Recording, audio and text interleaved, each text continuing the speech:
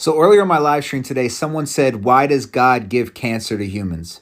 Another person said, why did God kill babies in the past? And I want to go ahead and address this for all the atheists that think that this is some type of destruction of Christianity. Instead, I'm going to flip it on you and show you how this is an inconsistent view even on your part. Because on one hand, you'll ask why God doesn't get involved today in the evils of men, but then you'll get mad when he did get involved in the past.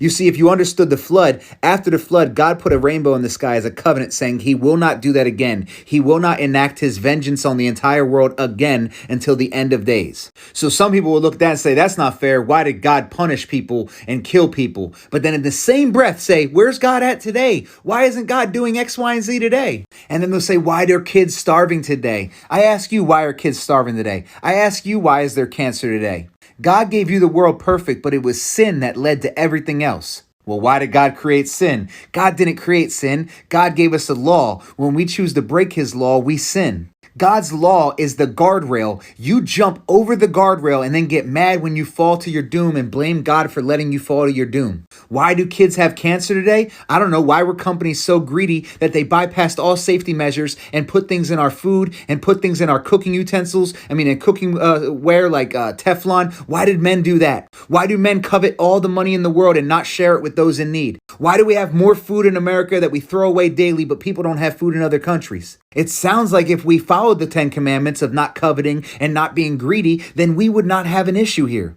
Well, what about all the kids in foster home? Well, maybe if you followed the 10 commandments and you weren't having sex before marriage, then you wouldn't have all these kids that are in foster homes. Why is there war? I don't know. Maybe if you loved your neighbor and loved everybody as God loves us, then there would be no war.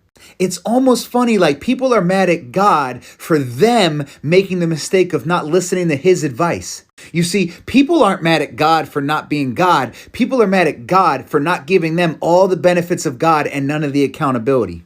People don't want God to be God. People want God to be a magic genie.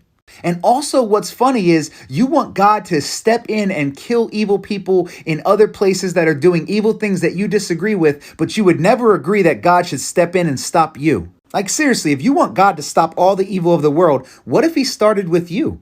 What if before you lied today, when you lied to your friend, he snatched your breath from you?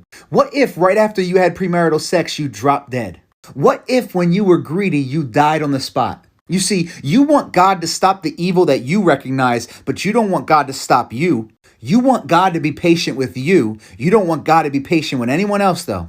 And every one of you on that day of judgment is going to stand there and beg him for forgiveness, saying, I didn't know. I didn't know. And he's going to look at you and say, yes, you did. You rejected it. You suppressed the truth. You have no excuse.